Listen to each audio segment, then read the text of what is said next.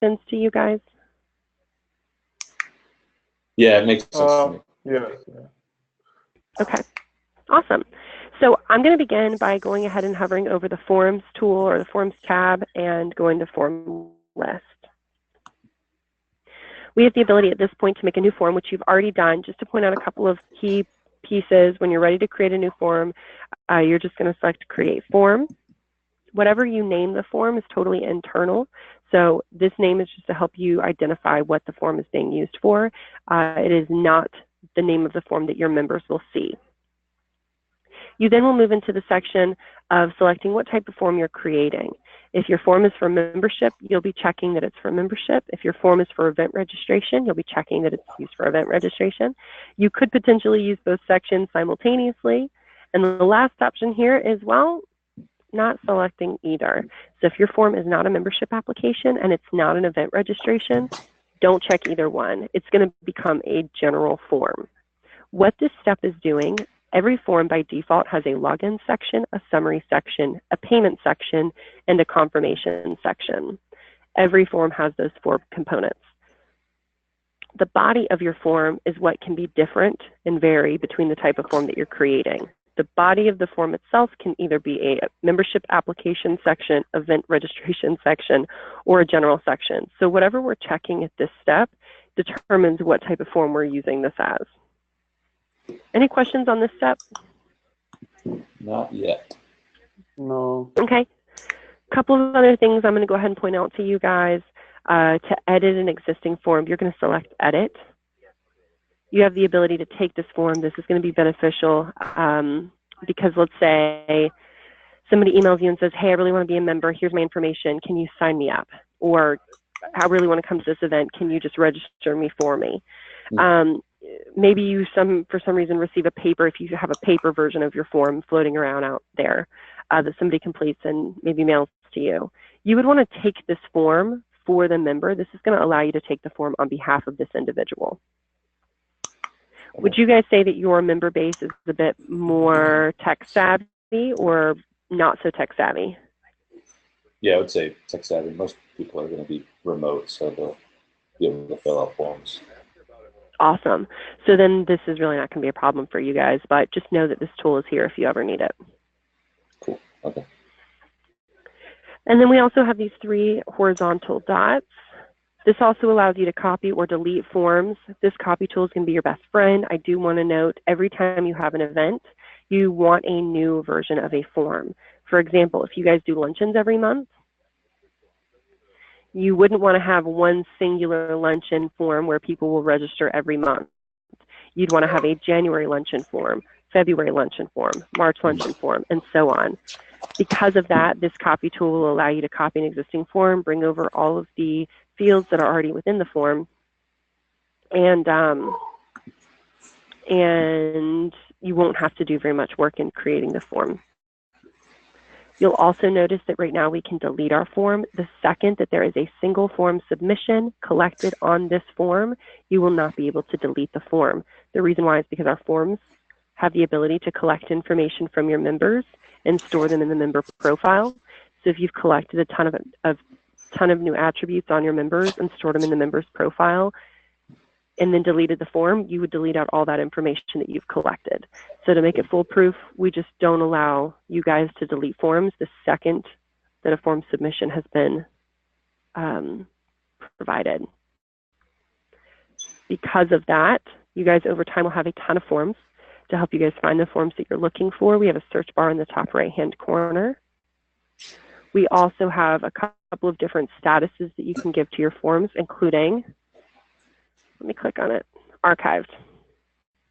Archiving a form, we'll just take it out of this form view. Of course, if you wanted to view those archive forms, you can select the checkbox in the top menu bar of this page. Okay. I'm going to go ahead and create a form. Any questions before I do so? Okay.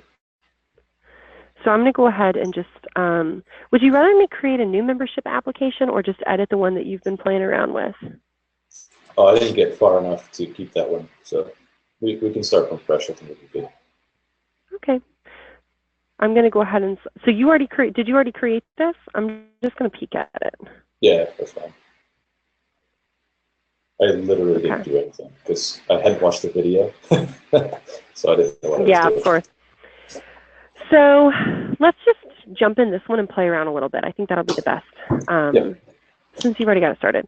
So once we're in our form builder, you'll notice that we have, our form builder is comprised of two different columns. We have a left column and a right column. The right-hand column is really just a rough draft of what your form is going to look like. So it's not in your design yet. It's not pretty, but it does have all of the fields that will populate on the form when your members are taking it. Just to walk you guys through these different sections that make up the right-hand column, we have our first section, which is the login section. I do want to go ahead and point out any field on a form you can click, and there's property pieces on every section of each form that you can click. This will allow you to customize something about that particular section or that particular field on the form. So if you don't necessarily like the verbiage for existing users, if you already have an account signed in here, you can click on the field and select Edit Label Text that populates on the left-hand side.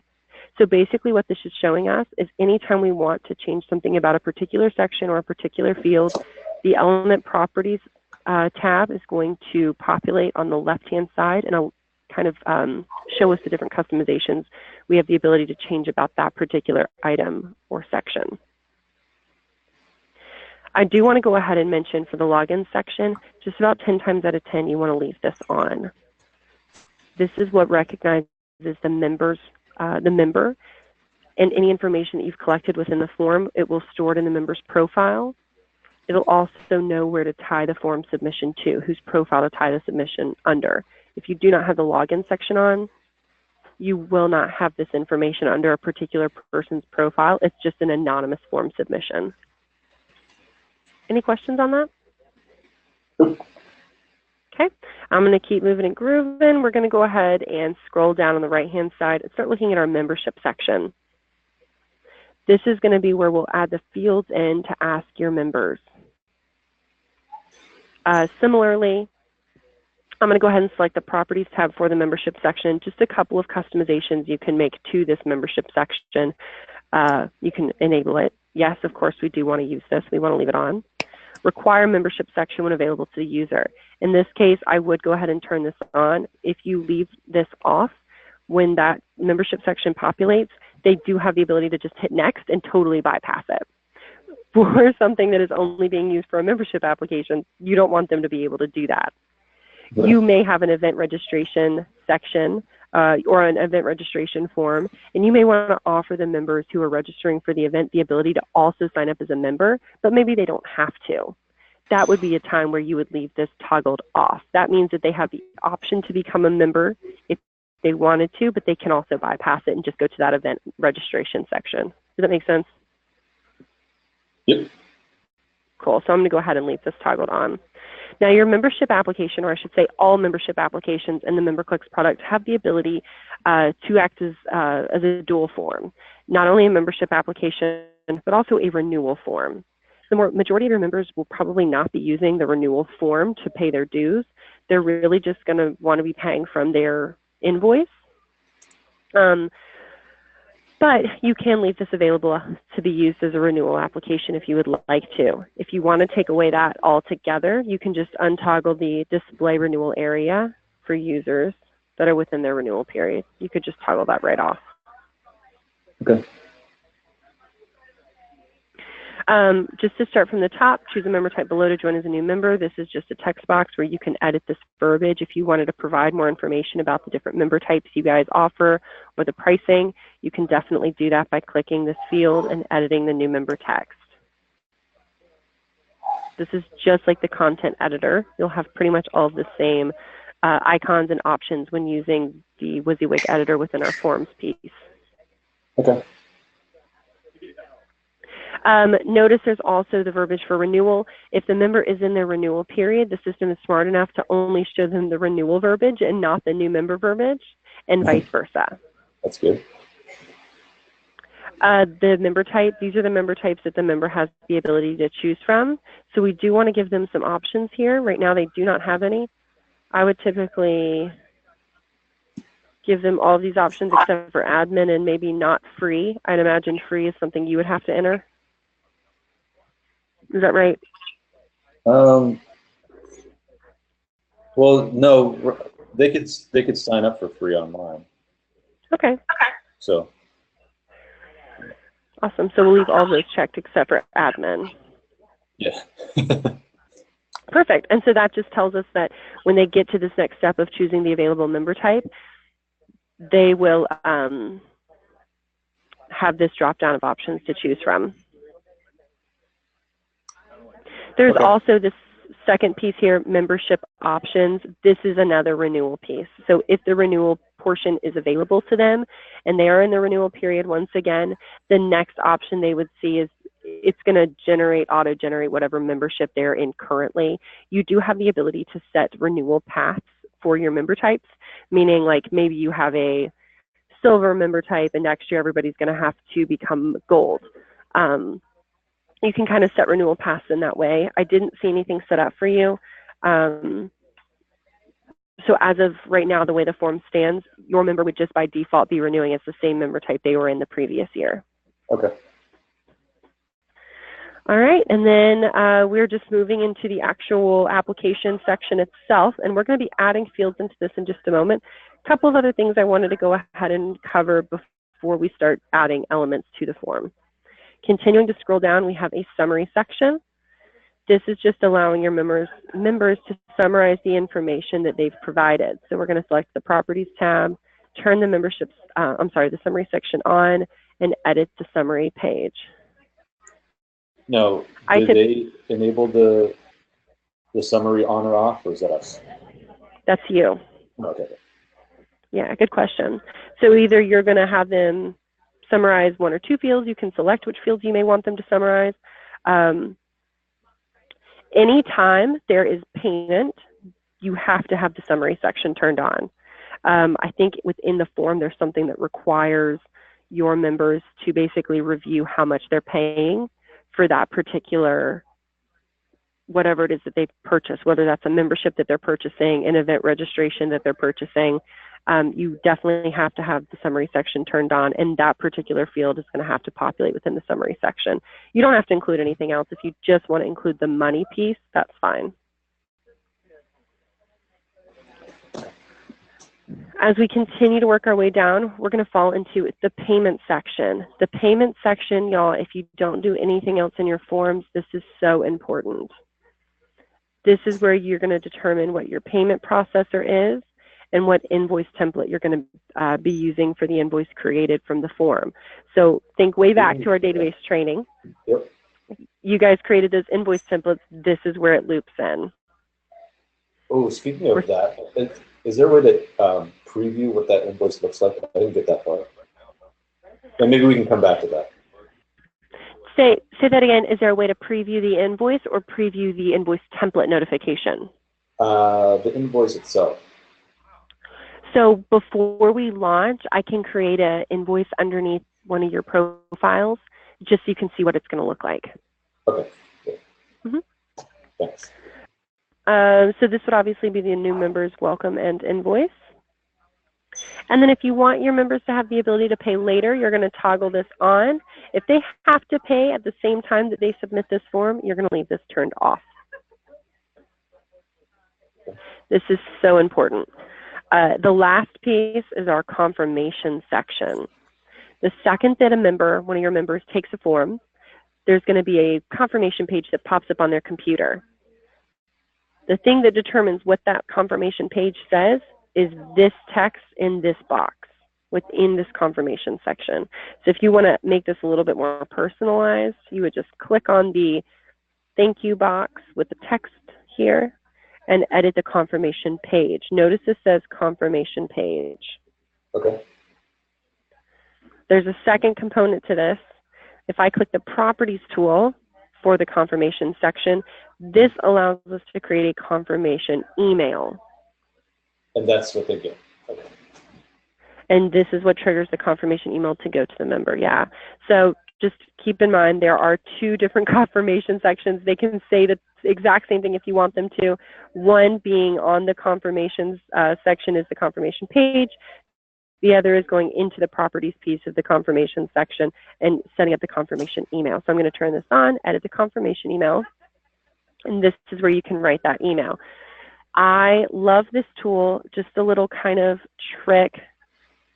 I would definitely take advantage of using our merge data tool. So you could provide things like first name, or you could say full name actually. Full name, member type,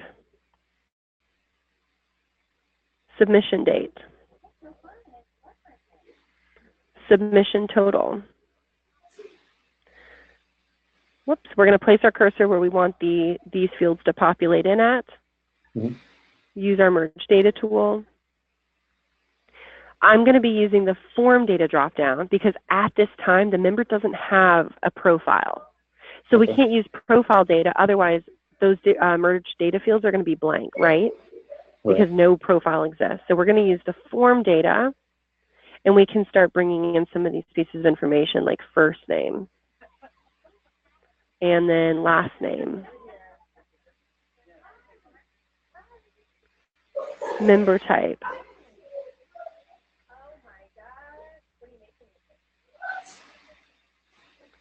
submission date, kind of all these different fields. There's a lot of different options here, but just giving you a couple to think about. Submission total.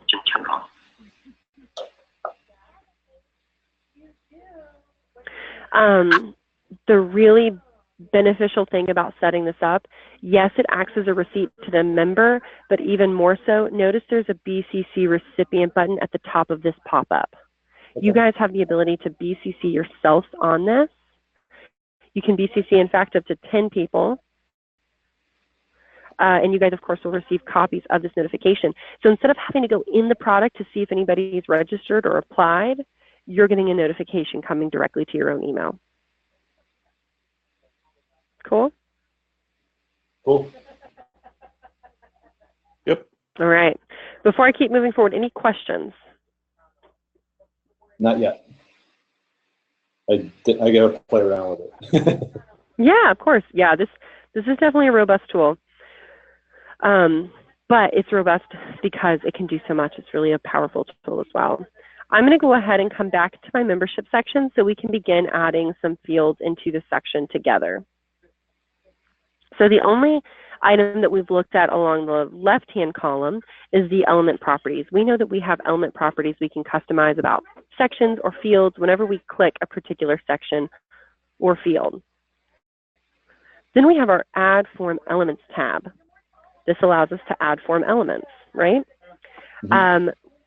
This should kind of start to make a little bit of sense. It's going to connect back to some of the attribute conversations we had earlier on the database training. We have a built-in tab. These are your built-in attributes. Custom attributes. These are all those custom attributes that we would have talked about.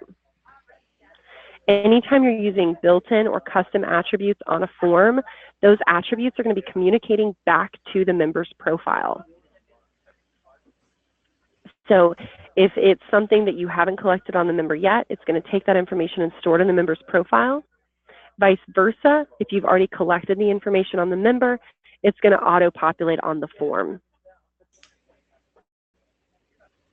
I'm going to go ahead and start adding some fields to the form.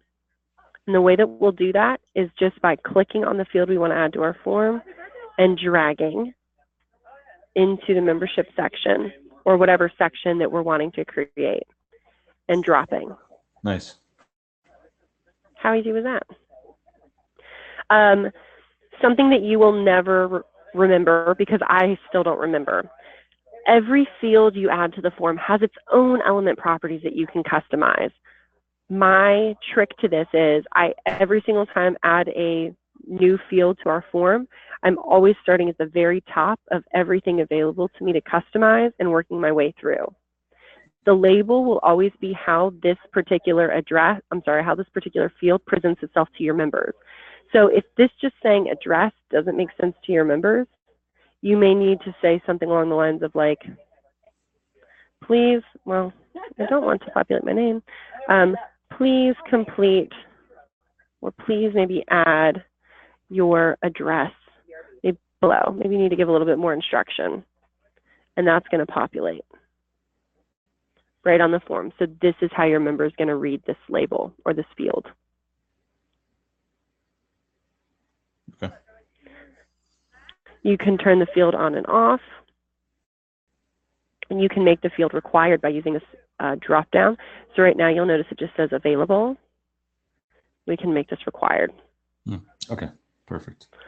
Yeah, and then lastly, the permissions piece determines who gets to see this. You can determine those permissions based on member type. So you may only want to collect a particular field on those free members.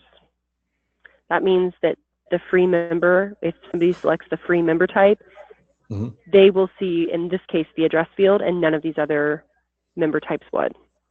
Oh, okay. So let's go back and add a couple of more fields together. I'm going to go back to using my Add Form Elements tab. And I'm going to go ahead and grab and drag email. I don't like where email fell. I want this to populate above the address field. Same thing, I'm just grabbing and dragging above.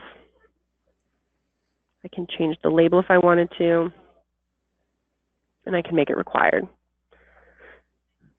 Phone number is pretty popular.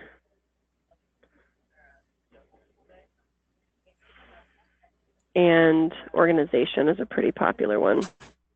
Organization can be a pretty generic term, so this may be something you want to relabel as company or something else. Not only will there be label names, there will also be export names for every single field on your form. You guys have the ability to export form submissions. The export name is the column header on the Excel spreadsheet for that column of information that you've exported. Does that make sense? I think so. I feel like I just said the word column and export about 10 times. So I'm going to try again. So that's why it's a good thing about recording, because I watched this video like 10 times. So I'm going to say it one more time, maybe in a different way. When people submit forms, let's use an event registration form as an example. Maybe it's a October luncheon. You can export all of those registrants into an Excel spreadsheet, so you have a full list of who's supposed to be attending in that Excel spreadsheet. Perfect. Obviously, in an Excel spreadsheet, every column in that spreadsheet has a column header. So that's going to be like first name, last name, organization, and underneath those columns will be the information on the member who registered. Right. You don't necessarily have to put the same label name as the export name. You can make these separate. These can be different. So company is maybe fine labeled on the form to your members to see, but the export name would be organization in the form. Okay. So you could update them to reflect the same. In this case, you would probably know what these mean. But in another example, such as which of the following events would you like to register for? You may not want that to say that in your export. You may just want to say registration type, because it's a little bit more concise and it'll fit in your Excel spreadsheet a little bit better. I don't know if that makes total sense, but I'll let you go back and watch that. Better attention the first time. Perfect, good. So now let's go ahead and start adding some custom attributes. I don't know if any of these need to be on the form for the membership application. What do you think?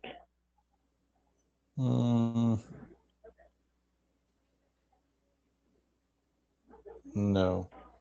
Maybe consent. Okay. There might be some type of a consent that needs to be in there for like GDPR stuff. Right. We can grab and drag it. There's not an option. We would probably want to make the option yes and only yes. And then make it required. Making a field like this, like a selection set like this required, will take away the none option. They basically have to select one of the selections that you've set up. And right now there are no selections that have been set up for this particular field. So that we would go, do you remember where we would go and edit this? Wouldn't that be under the add forms elements? Oh, no, or the edit group permissions. Not quite. We would go to database, attributes. Okay.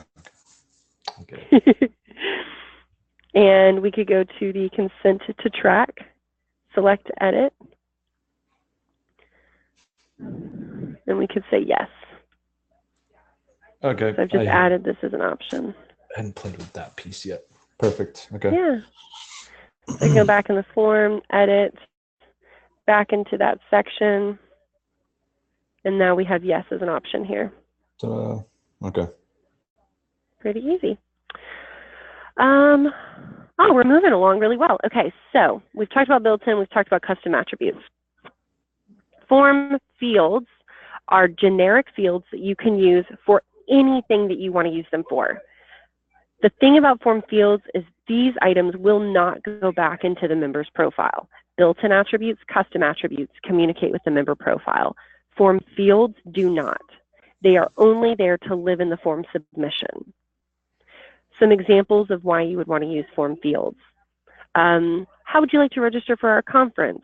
Single day, 2-day, 3-day, full conference registration. You do not need to know 5 years from now that Bob registered for your conference for a single day in 2018, right? You only need to know that for that particular form submission. So you don't need to create a custom attribute. You just want to use a form field. Does that make sense? Yeah, I think so. Okay, so we can use these form fields for a number of different ways. A lot of these are pretty intuitive, so I'm only going to hit the ones that are a little trickier or maybe have a little magic hidden in them. So country is a drop down of all the countries. I can never really think of a great example or a time that you would want to use this. A silly example is, what country do you want to have the 2019 conference in? Okay. Date, just a date field, a little calendar is going to pop up. So birth date's probably not a great option to use date for, because they're going to have to go press the back arrow like tons of times in order to get to the correct year, right? If you have any certification dates, this could work. Okay. File allows the member to upload files.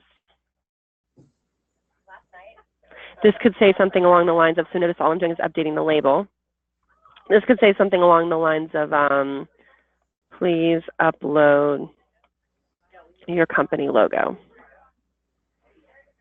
See how we're just using these fields for whatever information we might need to collect. Mm-hmm. I'm going to delete this field, so I'm just going to click it, and I'm going to click the delete button in the left-hand column. Okay. Let's keep working our way down. Image, same scenario. So really for a company logo, we would want to use the image file. Same scenario, but they're going to be uploading an image instead of a file. Is that I'm going to come back. Upload for them? And can I put in multiple images? One image per upload button. And when you say put in for them, what do you mean? This is for forms. Never mind. It's okay. Okay. You can put in their attributes again. Yeah, you can upload an image or file in their profile for them from inside. I can. Okay. And just one? Yeah. Okay. Correct. Continuing to work my way down, I'm skipping number and selection set. We're going to come back to these two. State, just a drop down of all the states. Text, just an empty text box. So this could be used for something along the lines of, please provide a short bio below. Once again, always wanting to make sure that we're updating our export name so that if you get that Excel spreadsheet, you know what those column headers are. Please provide a short bio, probably a little long for an Excel. Maybe you could just say bio. Okay. Just so you'll know what that information is. I'm going to go ahead and delete this out again. Okay. Let's go back to number and selection set. These are two magical fields that will allow us to use these to create invoices. So number, for example. This could just be a number field. Or we could say, how many guests are you bringing to the 2018 December gala? Guest gala. We would want to make this, we could use this as a price field. So this is a new toggle that we haven't seen yet. The first option is going to be a number times an amount. So maybe each ticket's $75. If they're bringing 5 people, the system's going to automatically do 5 times 75 and create the total on the invoice. The other option is just a currency input. So we have a number input here. We have a currency input option as well. This is would be great for something along the lines of, please list the total you wish, to donate below.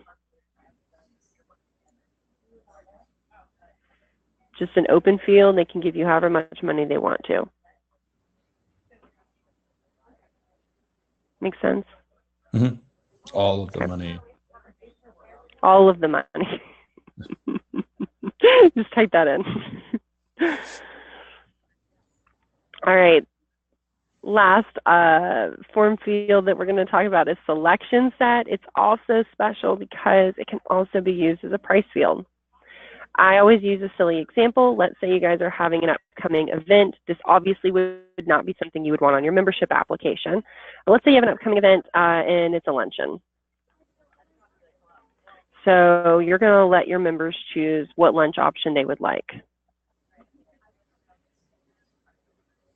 We can turn this on as a price field. We don't have to use it as a price field, but we can. We're going to add selections, option limits, and base prices. So maybe the options are ham Sammy. So you can do ham sandwiches, you can do turkey sandwiches, you can do veggie sandwiches, or salad. The ham sandwich may be $12. Turkey maybe $15. Veggie is going to be $10 and the salad is only $8. This once again will bring the selection set price into an invoice. So it's going to create an invoice. Okay. One really cool thing about this, maybe your caterer said, you know what, guys, we can offer ham sandwiches, but we only have enough ham to make 25.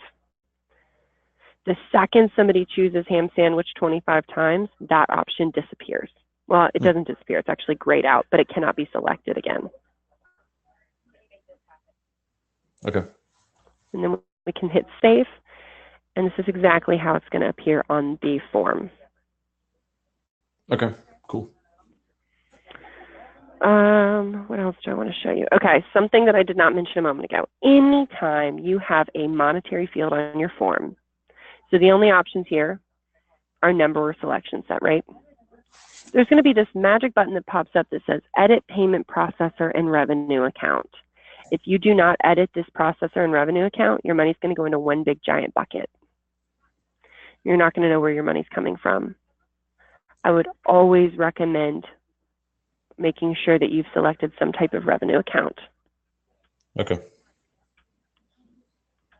And you can also update the invoice line item. This is how the invoice will read for this particular line item. Okay. There's one other really cool thing in here, member type pricing. I'm going to go ahead and click the member type pricing button. For example, free members, since they don't pay anything, and if you have prospect and public members that come, they may have to pay a little bit more. So I just added them in their own column, and I'm going to say, you know what, for a ham sandwich, they actually have to pay $15. Wah, wah. For turkey, they actually have to pay $17. Veggie, they're paying $12. Salad, yeah, they got to pay $10. When they're logged in, they will only see the payment options available for their member type. They won't even know that these options exist. Oh, that's awesome. Okay. That's perfect. And cool. We can even create additional. So maybe the associate member type. Hey, that didn't do what I wanted to do. What did I say? 18, 12. There we go.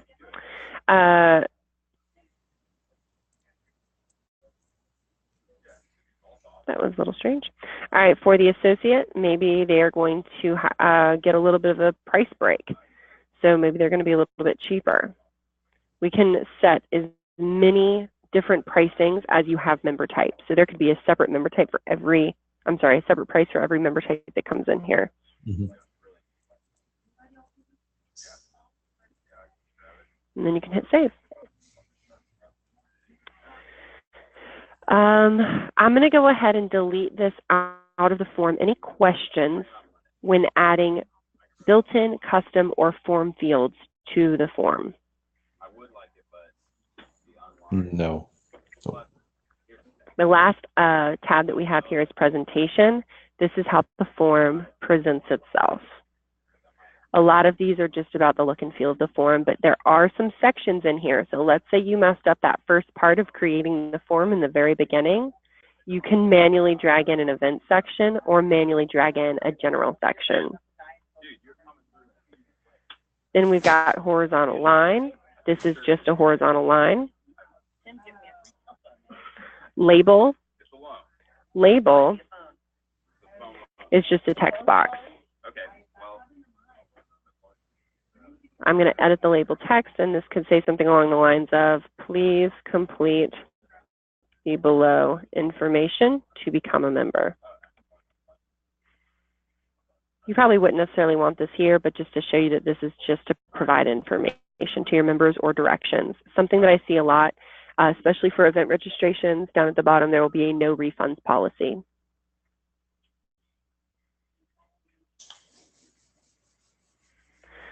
Page breaks, you can manually throw in page breaks, but they are already included.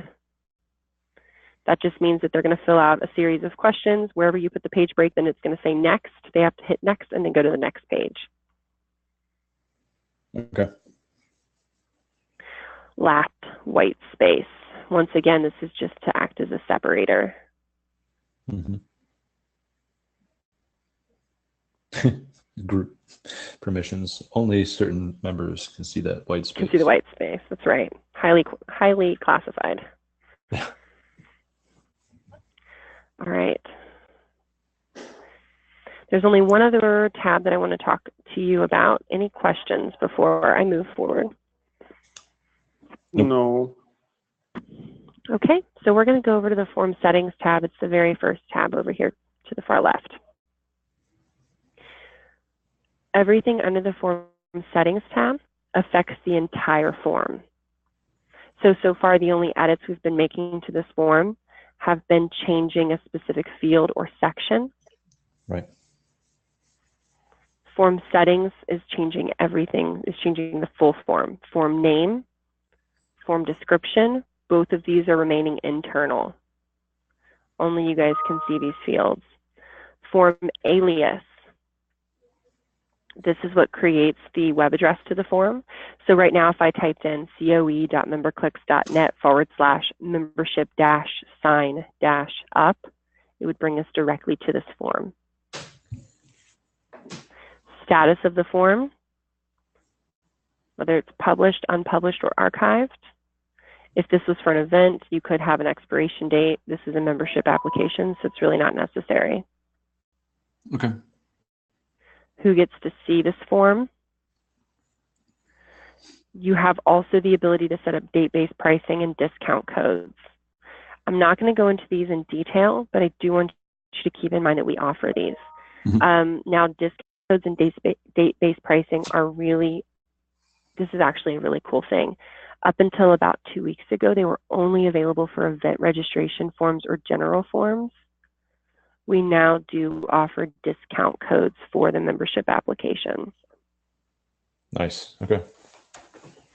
And then the forward URL just means that When somebody completes the form, they're going to receive that confirmation page, and then they're going to hit a finish button. By default, they go back to the home page of the MemberClick site. If you want them redirected elsewhere, you would just put that link into the forward URL. These are pretty straightforward. I feel like there was one other thing I wanted to mention. I can't think of it. What questions do you guys have?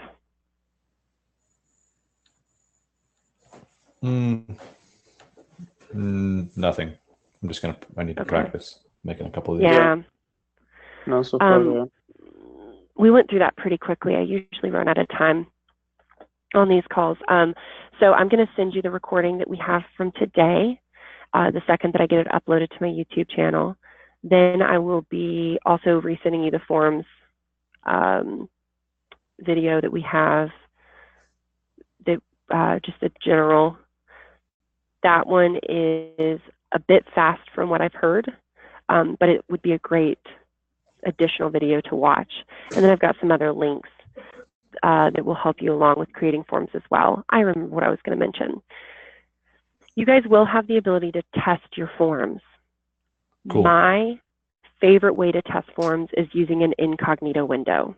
You cannot test forms as an admin. You're going to get error messages and all kinds of funky stuff. I like to use an incognito window in Chrome. I can just use up in my top right-hand corner of the browser. I have this little red dot with a white arrow inside. You guys may have 3 vertical dots stacked on top of each other or a different color arrow. And I would just use new incognito window. If I wanted to test this particular form, I'm just going to take the first part of your address. Then I'm going to take the form alias, right?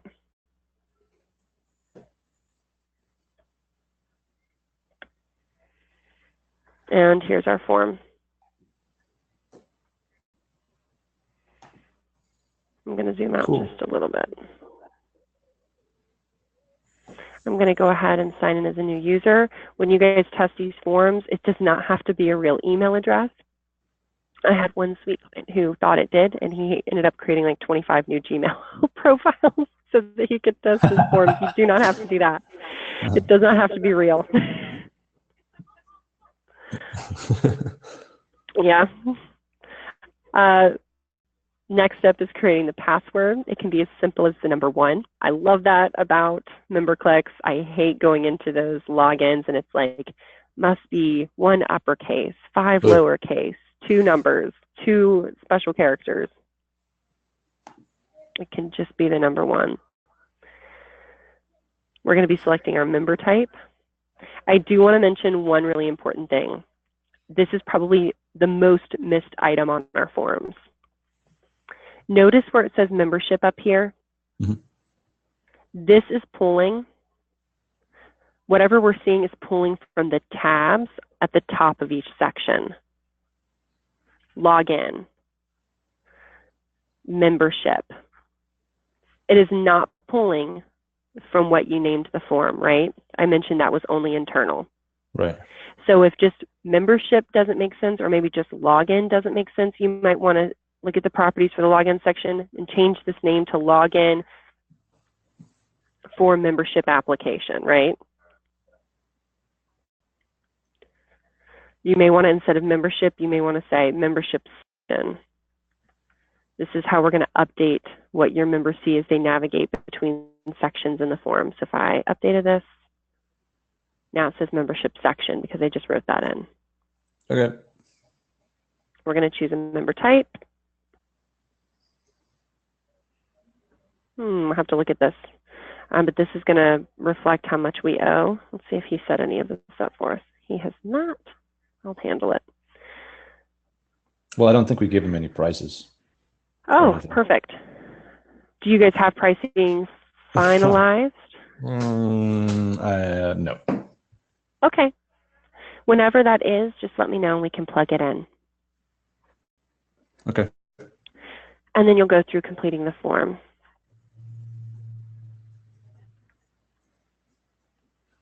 Cool. How easy is this? I'll just go ahead and show you since we've got 5 minutes.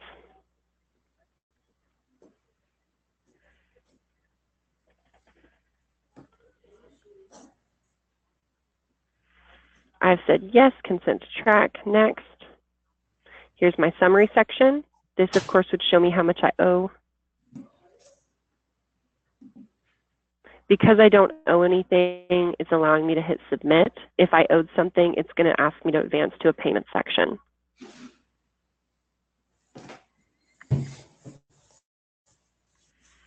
And that's kind of it. Awesome. All right. Now, if I remember correctly, we already have our social community training scheduled, I think, for Monday or Tuesday. Yep, Monday at 2 p.m. Eastern. Does that still work for you guys? Is that something we can move to earlier like we did for today? I was thinking of a video. Yeah, I'd appreciate it if it's possible. Would you guys want to do 8 a.m. again? Works for me. Yeah. Okay. All right. I've thrown it down to 8. And so I'll get the follow-up email over to you guys sometime today. And other than that, just let me know if you have any questions while you're working in the system, okay? Okay. Awesome. Awesome. Thank you. All right. Thank you guys so much for your time. Talk to you soon. Bye. All right. Bye. Bye.